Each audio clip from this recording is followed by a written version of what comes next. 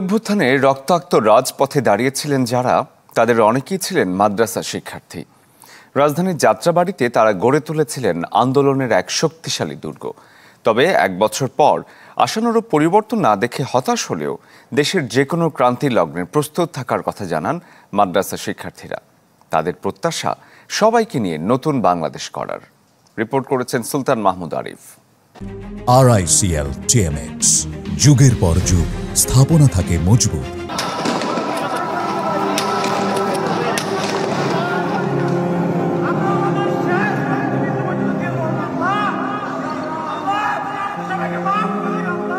২৪শে জুলাইয়ের উত্তাল দিনগুলিতে আলোচিত নাম রাজধানীর যাত্রাবাড়ি, যেখানে ছাত্র জনতার বিক্ষোভ দমাতে রীতিমতো হিমশিম খেয়ে যায় হাসিনা সরকারের বিভিন্ন বাহিনী।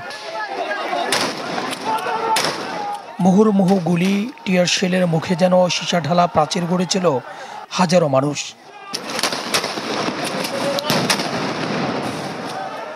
ওই এলাকায় এমন দুর্বার আন্দোলন গড়ে তোলার পিছনে বড় অংশগ্রহণ ছিল মাদ্রাসা শিক্ষার্থীদের।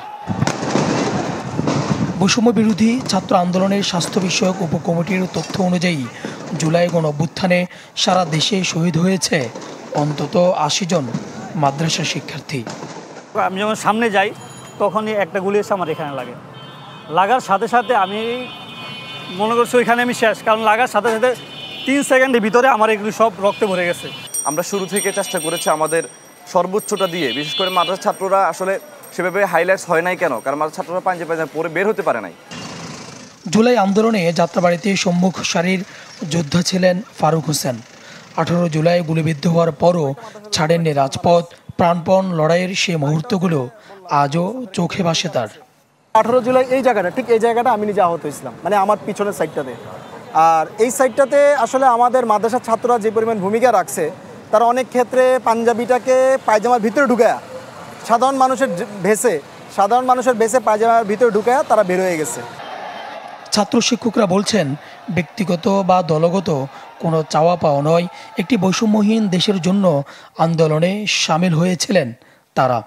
এখনও যদি আবার নব্য ফ্যাসিস্ট কেউ আগ্রাসন চালু করে বাংলাদেশে এবং এই বাংলাদেশের সার্বভৌমত্ব রক্ষা করার ডাক আসে, এখনও সবার আগে জীবন দেওয়ার জন্য, রক্ত ঝরানোর জন্য এখনও আমরা প্রস্তুত আছি।